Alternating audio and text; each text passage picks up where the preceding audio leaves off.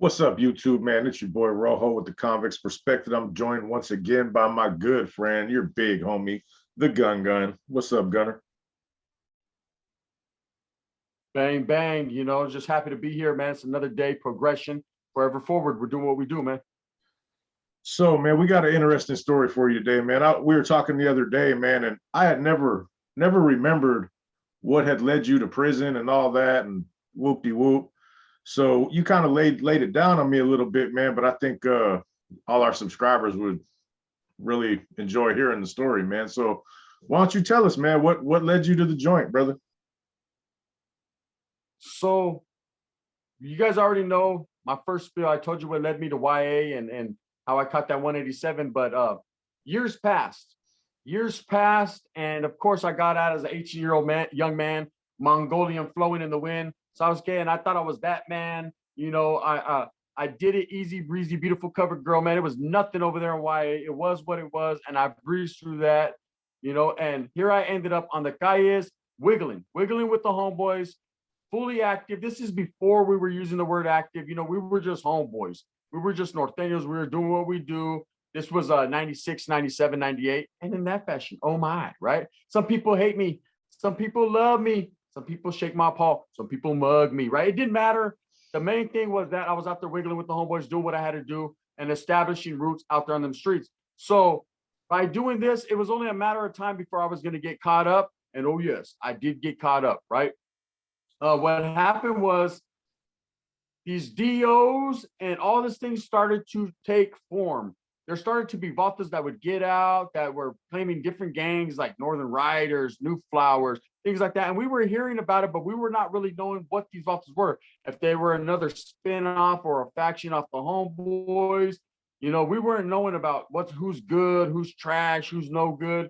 These things were starting to be implemented and starting to be filtered to the streets. So these are DO gangs or whatever the case may be.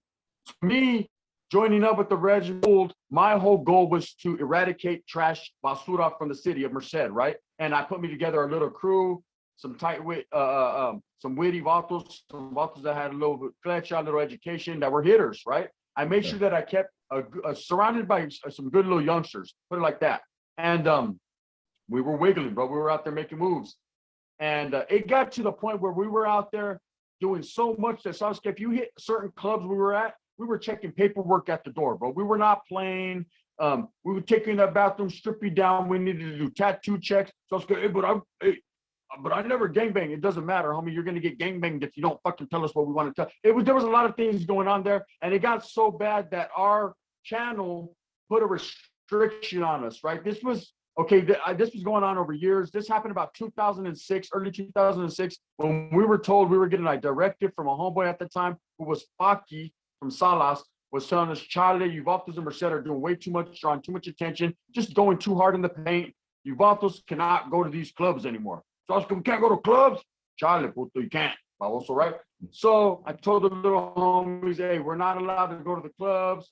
It's just gonna the way it is. Eventually, the homeboys will back up off of it, and we can go back there and we can go back to partying and checking these idiots, right? But at that time, we were kind of on standby, and it was nothing cracking. So I remember one day, I can't remember the exact date, man. I think it was somewhere in November or something like that. The homeboy baby from my hood had just paroled out of Corcoran prison, and a couple of the homeboys were going to go pick him up. We were going to party for him that night at the homegirl's house, the homegirl Soli's house, and a lot of the other homeboys, who my channel within the regiment, and a few other homeboys, NR members had went to Salas to a wedding. They all had went to a wedding, and I told them I was going to step back and kick it right here and wait for the homeboy to get out. It's a good friend of mine since we're young. I was going to post up and wait for him to get out the pen, and we were going to party like rock stars, like it was 1999. Orale, shout out to Prince, wherever the fuck you are, right? And now Trip, the vato gets out, everything's all good, but at the same time he gets out, we're getting everything set up. I get a phone call from the homeboy D from Oakland telling me, hey, I just got a directive from Paki himself saying that, hey, we can go to the clubs again. So let's go without hesitation. Let's go to the club, right? So the homeboy baby, of course, he's just getting out. He ain't trying to do all that. He's institutionalized, right? Me, my chick at the time from Sanjo, homeboy Titi, another homeboy, Lil Brownie, and our old ladies, we all jump in the carro and we jam to this one place called La Hacienda. So Merced's a little club. So when we get there, of course, we're trying to mob in. We're going about to club, right? Kick it, have a few drinks, get back, get twisted all night with the homeboy. The homies were going to come from the wedding. It was going to go down. But we never made it inside this bar because the bouncer came out and he was like, "Sounds good, Charlie. These hinders look too young." He was talking about the homeboy Titi's old lady and Val, which was the homeboy Brownie's old lady. Now, Val at the time was 19 years old. He was 20. They were young. They were married, husband and wife. But she was not 21 yet, so she was not of drinking age, right? Me, I'm old school. My old lady was about 40 years old. It was what it was. I was a vet. You know what I mean? So I get into it with the bouncer. He's like, "Hey, you guys need to shake the spot, take this little young bitch and do it moving, right?" Bam. So I'm like, "Well, let's just go back to the pad. We'll get some Coors Light Sasuke and do it like the white boys do in the Rocky Mountains." But that was not to be the case because my old lady with her big mouth said, "Let's go to Maloney's." Now, that was a club that was basically a stronghold for us before we got told we couldn't go there. And I had been hearing that Northern Riders and Vatos a degenerate character, were now starting to go there and post up. So automatically my mind went from kick it mode to stick it mode, right? So I was like, let's go over there and see if these fools are there. So I get at the homeboy Titi. "You ready, homie? You ready to handle it?" Of course, he's with the program quite viciously. And the homeboy Brownie's in the back like, "What'd you say about Northern Riders, right?" But I'm going to make him get with the program. At least I thought I was at that time. So we pull up to this club and I tell the hyenas, I'm already on vicious. My mindset is on penitentiary mode. I want to go in there, whack somebody and do it moving. So I tell these chicks, "Look, we're not going in there to dance. We're not going in there to drink. We're going in there to handle our business. So I want you chicks to just post up by the bar. I'm going to take care of what I got to take care of and get in the car and let's wiggle," right? So as I look into this club, I can see through the door. I tell the bouncer, I know the bouncers there. Everyone knows everyone there. I see this Vato Cisco from NFL, right? Who's wanted in the highest degree in Merced. He's a Northern Rider that came out, kind of played the homeboys out of pocket, took a lot of the regiment's money. So anyways, we wanted him bad, right? And there he was, posted up like some big old kingpin, some underboss sitting there with a whole bunch of active homeboys and non-active homeboys, all kicking it, trying to wiggle, right? So of course, me and the homeboy go in there and I do like I'm supposed to do. I walk straight up to him. I hit him up. "Hey, where you from?" He says, "Oh, Cisco, NFL, Norteño." And I said, "Was that right? You're a Norteño again, huh?" Okay. Just last month. So I was scared. Back then you didn't know me. Now I'm hot. It was all on me, right? Okay, cool. So automatically I've now established who he is. He's a degenerate. I know this. The homeboy knows this. He heard it with his own 2 ears. We're going to get off, right? So I turn towards the bar and there's a glass. Someone had just drank that nice icy Coors Light and they left that big old glass. The ones that are big on the bottom? Yeah. So I snatched that, proceeded to turn around and hit him upside his head with it. And I had a little pico. I call it a pico. I had just a little ice pick that fit in my shoe that I would carry, right? I pulled it out and I started to get my issue on. Well, at the same time this is happening, people are falling and yelling, they're pushing, they're cussing. There's things going on everywhere. Bouncers are picking people up. It's a melee, right? Now you got to understand there was about 10 to 15 of these bottles already established in this club, and just me and these 2 other homeboys are walking in fully active, right? Well, quiet as it's kept, I go this way fighting with a bunch of monsters, and the homeboy goes that way hitting people with chairs and stools and all kinds of shit. And I get sliced in the back of my neck, right? In the back of my head. These bottles have an RV. They hit me. It is what it is. I didn't know it at the time, whatever. So I hit this bottle about 5 times right here in the cheek, break the glass over his head, handle my business. I wiggle. Somehow I make it. I'm running down the street trying to call my old lady. She's not answering. I'm pissed. Right? I'm leaking. Vatos are coming after me. So I'm in no man's land, right? I'm supposed to be the one active here and I'm running, right? That's how it goes down sometimes. The DOs be handling their business. So I'm running and I get my Kentucky Fried Chicken. There's some chinita there. I says, "Sasuke, hey, the colonel says, give me your fucking car," right? Jump in and I'm posted up and I'm laying down. I wasn't going to wiggle with their car, but I just needed a spot to hide out because their car's circling, looking for me. These vatos are looking for me. And I call my old lady and she's like, "Where are you? Get your ass over here to Kentucky Fried Chicken, Sasuke." She's like, "Order me some mashed potatoes. Charlie, get over here." Bam. I jump in. Wasn't going to be no chicken wings and no boneless, nothing that night, right? Sasuke, there was going to be some boning going on, but it wasn't going to be boneless. Whatever. It was going to be bone. And anyway, so ruggish. So she picks me up. We go to Walgreens. I get some glue for the back of my head. Of course, I can't go to the hospital because, that's going to be implicating myself to what's going on. And quiet as it's kept, of course, the bouncers, the club, they called the cops. Cops there. Vatos are like, "Yep, Gunner from Dead End. He did it again. He strikes again." So they're already looking for me and the homeboy Titi. Quiet as it's kept, we get back. We let the homeboys know our channels, what had happened. We call them. Shit has went down in the town. It's hot. Just stay up in Salas. You know what I mean? I fucked it up again. The gun done messed everything up again, right? I try to wax someone. I did. They're like, again, right? We're told to write IRs.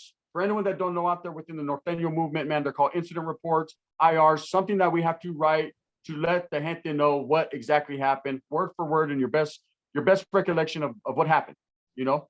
So of course I'm writing my IR, the homeboy writes his IR, and Brownie's nowhere to be found. Right? Come to find out, Brownie didn't participate. His hyena pulled him out. No, if you love me, you'll go. He did. He felt the repercussions later. I will say that this incident sparked a lot of turmoil in Merced, and a lot of vatos, active vatos that were there, are not no longer with us now, right? I'm not going to get into details. I'll just say that that one thing sparked a chain event of a lot of things that happened hence after that. So here I am thinking it's cool. Okay, yeah, they're looking for me, but Sasuke, they ain't gonna get me. Well, this degenerate walks right into the police station because he knows we're hot and heavy on him. We're trying to get him. He walks right into the police station, the one that's over there by McNamara Park. Shout out to the Vato GB, yes, in your neighborhood, right? He goes right in there and he says, hey, that's it. Nope, they're trying to kill me, right? Gunner did it. Titi did it. Of course, one of their channels in the Pelican Bay told him to do it. So okay, they're trying to kill the whole vibe. And next, you know, all point bulletins on me. So me and the homeboy, we wiggle out to a homeboy that lives down south. Yes, there are Norteños down there. Maybe not established vatos, but vatos that are living there undercover. So okay, you'll never know, right? So we go over there. We're in Los. We're over there chilling, hiding out, and knocked me a bad one. I remember I was out there for the week. So I wasn't going to go without nothing. You know what I mean? My old lady's like, what are you doing out there? Nothing, right? So I was doing a whole lot of something. You know what I mean? I knew I was going to be incarcerated, so I had to get my issue and nothing but my issue. So help her God, right? And I did that. This is when me and the homeboy ended up wiggling out there to Juarez. I told the story on my channel. I ended up in Juarez. I was hiding out. It was only a matter of time. It got a little grimy down there with them vatos down there. When I'm talking about the cartel, I don't like to really go into them too much because I'm scared. They like chainsaws, machetes, and bullwhips. Oh my, right? So I don't really like to speak on them. But at the same time, it got a little hot and heavy down there and a little greasy. So we shot back. When we shot back, me and the homeboy had a little bit of a falling out because he kept going around hyenas that were going around these DOs. I wasn't feeling that. That kind of kicked him to the curb, right? And was doing my own thing, wiggling, and it was only a matter of time. I was probably back like a week, and some vato on a Harley pulled up. Who do you love? And I'm like, hey, I'm off the water in my grass thinking it was cool. So I was scared. He hit the reverse on me, pulled up. I thought it was a biker trying to buy some scante. Chale, it was nothing like that. He was a detective. Sauce, he got me, right? I remember him because he was a big old detective, big old beard on a Harley, but sounded like Bart Simpson. You know what I mean? Straight up, weird voice. Walter snatched me up. Hey, we were looking for you. We followed you all the way to Juarez. I said, then why didn't you come over there? He said, we were going to send Dog the Bounty Hunter. I said, you'd have sent him. I'd have beat the shit out of him all the way around Juarez. Up. I'd have grabbed him by his mullet and whipped his ass, right? Real talk. But so he was just bullshitting. But anyways, so I ended up getting caught up, hitting the block. I hit the block. I took my deal, a 4-year deal. I wiggled to prison, and that's what it was. That's what ended me up there, man. Basically whacking a degenerate, a DO. Like I said, I was fully functioning. I was active. I was with the business, and I was doing what I thought was necessary for the cause. You know what I was told to do? Did the homeboys get mad at me? A little bit because, you know, quiet as it's kept, I know I'm taking care of righteous business, household business, doing what I'm supposed to do. But at the same time, I'm messing up the homeboys' cha-cha. Right? Whatever they got going on, they're trying to party and kick us. I was like, hey, that night I was supposed to be with this Instagram hoe, bro. You messed that all up because I was like, norte, right? Well, hey, I mean, I thought that's what we were supposed to be, and that's how we were supposed to handle our business. So yes, the active ass gun at that time was doing my thing. Hey, dispense off if you didn't get a mamon that night. Hey, there will be other nights, you know, I promise. Oh, you promise? No, not from me, but I'm saying you're from her. But anyway, so this is how it was going to be, and this is how it was going to go down. But I did go to prison. That was my first controlling case, which was basically an assault with the GBI, great bodily injury. Vato said, look, I think you hit me with the pico de gallo. Well, the cop was like, I'm pretty sure he did, based on your fucking eyes over there. You know what I mean? And that's I got a quick question, Gunner. Yes, sir. What's up? Go ahead. Hey, when you first got to the county on this thing, did you get any kind of discipline at all? No, I didn't. I was cleared probably, well, when I got there, trip out. So when I get to the county, my channel D from Oakland is already in the county. He got caught up on a dope case. So he's already, yeah, D from Oakland. not Weddle D from Hayward, a different homeboy, David Crafts, right? Okay. D from Oklahoma, who was actually my channel too. He was already sitting there. He had already got popped a couple days before the guy. You got to understand, I went on the run since this incident, and things were happening in Merced. I was over there in Juarez, right? So he got popped on a drug case, and he's sitting there. And so, of course, he had the keys, he had the llaves, he had the block. So when I got there, I quickly got cleared and embraced. And if anyone was going to be mad, it was going to be him. He was my channel. Right. But he was just happy to see me, bro. And I kind of wiggled on that one, got a little homeboy favoritism. I should have been DP'd. If it was me, I would have DP'd him because, you know, he was drawing unwanted attention, just doing too much. I mean, it wasn't even day one that they had cleared the club and I already got it shut down. That's good. That's the way I was. You know what I mean? Man, we go into clubs, we shut them down, bro, straight up. But yeah, I didn't. There was no repercussions for that. I got right in. In fact, I was cleared probably that same day, bro, within 24 hours. You know, they didn't need to know who I was. And I knew every vato that was in there within the COC, I was just on the streets with them. You know, a lot of them were functioning under me. So I got there, got cleared. I took a position within our county jail, which is cell security, because what they have is you're on 4 block in Merced and there's 4 cells and they're 8-man cells. This is an old county jail downtown, old small county jail. You got your TV up in the corner. You got 4 bunks on one side, 4 on the other. Then you got a little hallway, which is considered your kitchen and your bathroom, where you got a latrine, toilets, and a shower. So you 8 stay in this cell, other than hitting the yarda once a week. This is where you're at, you know, and it's old prison jail, just like this right here. This is what our cells look like. Old prison bars. You can stick your hand out the bars with the mirror. So it's good, pesto wire, orderly flaco, pesto wire. You know what I mean? This is what it is. Hey, you want some grilled cheese? This is bueno, right? It's old school American meat style, you know, no packs of cigarettes. So Trip, this is what it is. And I was there. I quickly became the cell security, of course, for the cell. Homeboy embraced me. And that was it. But this was the time I was telling you, Rojo, a while back that I took this case fast, bro.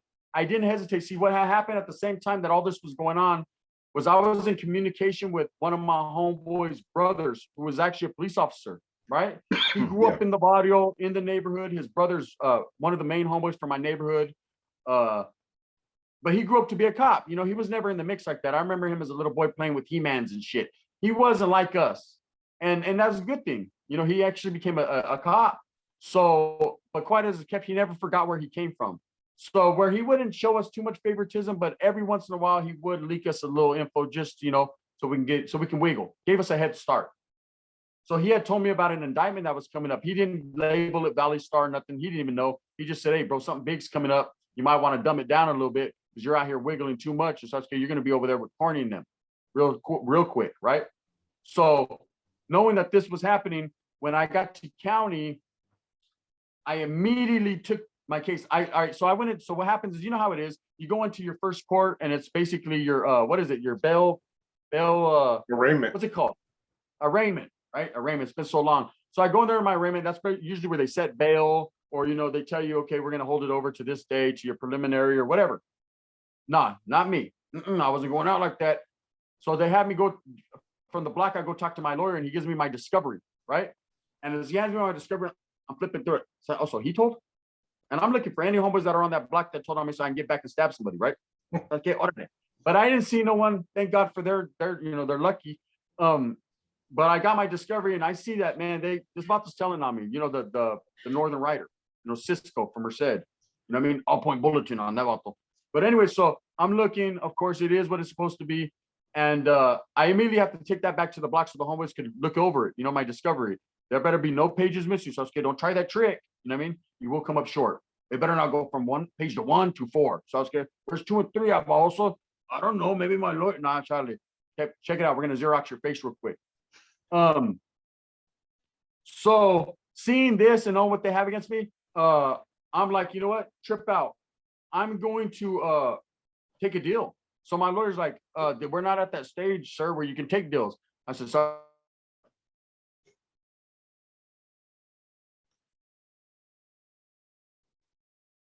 So you're not at the stage where you could take deals and what now? So he's like, I'm not at the stage where I could take a deal, but I'm like, so it's good. I'm going to take me a deal. So I was like, if this district attorney wants this case and wants to get me, hey, here I am on a silver platter. So I was okay, handle it. So he's like, this is unprecedented, but I'm gonna see what I can do. And he comes back with like 4 years. They're offering you 4 right now at 85. I said, run that in. Give me a pin. That's good. Sas. I signed my deal. Next day, I was in Tracy prison. The homeboys couldn't believe it.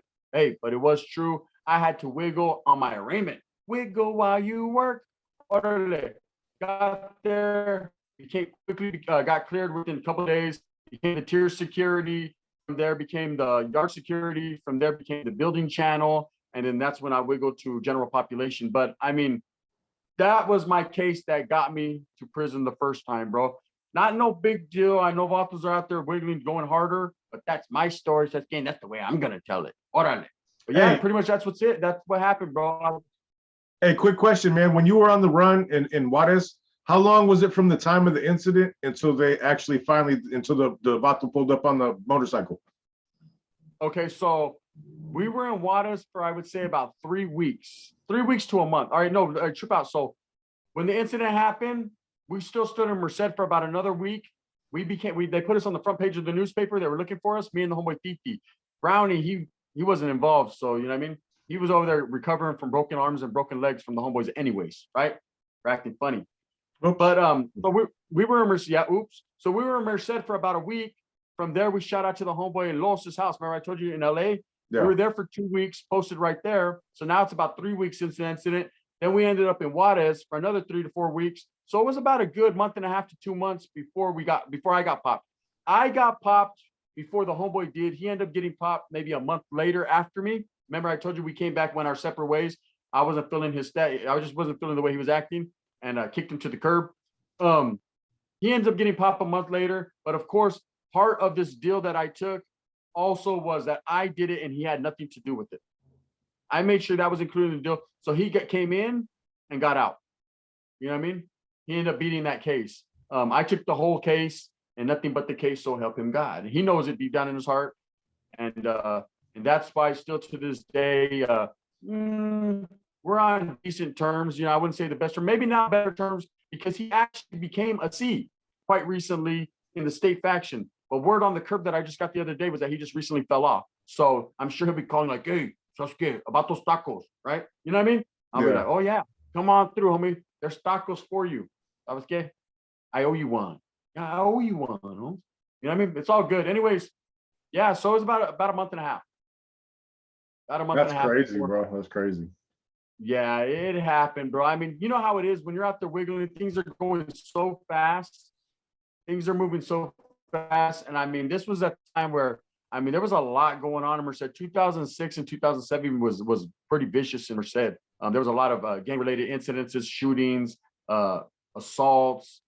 It was basically a war. You know, that's when the war was first getting started in Merced between dropouts and actives. You know, when it was really wiggling, when the last of the dying breed, the real Vatos, were out there handling business, not this Joto generation with pants tighter than a seal's, you know what I mean, rumpus. That's get orale. You didn't know I knew that word, huh? But hey, you know, that's how it was. What would you say the ratio is, man, in Merced nowadays, man, from what you're understanding as far as like 50-50 active, not active, 60-40? I mean, what have you been hearing about that, man? Because I've heard that there's a lot now, but I'm just, that's just I say 60, gossip, 60 you know? 40. 60-40 is the number that I'm hearing. Active Of course, 60? 60-40, 60 active, 40 non. I heard there's a stronghold of Northern Riders out there. Vatos probably gonna get in the comments like Charlie, but hey, man, you don't know. You know what I mean? They're out there.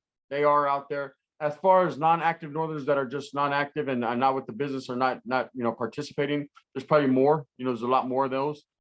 But yeah, I'd say 60-40, man. You know, I guess nowadays, man, being active ain't the way to go, or the Vatos are just not really feeling that, you know. So I mean, slowly but surely, they're creeping on and come up. You know, these Vatos. Me myself, if I was out there, would I condone the Northern Riders and all these DO gang doing it? Nah. You know, I'm not with that business. I'm not with that program. I don't think that they should have an established stronghold in my city, basically based on that. We shouldn't let that happen. You know what I mean? If we're going to sit there and we're not going to be cool with the actors, we're not going to let them establish and let them kick it. Why are we going to let these other folks kick it? They're basically the same thing. They're there for the oppression of people. And that's just how I feel. But that's me. You know, it's happening in a lot of cities. People got to understand, man. These vatos they're moving in.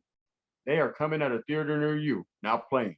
You know, Hey, you know what I've heard is as far as like the valley goes and stuff, Modesto has the worst numbers as far as active inactive ratio. Have you heard that as well, or do you know something else? it's traditionally been like that, bro, for Yeah. several years. Even back in my days when I was functioning, Modesto, we used to call it Little San Jose, right? It always seemed like there was a lot of homeboys from San Jose out there, right? Just, I mean, anyone that knows, you know, being that close, 20 miles away from Modesto, we would go out there to the Palladium, Fat Cats, a lot of clubs, 9th Street Taco Trucks, whatever. We'd be wiggling up there. I got a lot of familia from Modesto, Turlock, that area.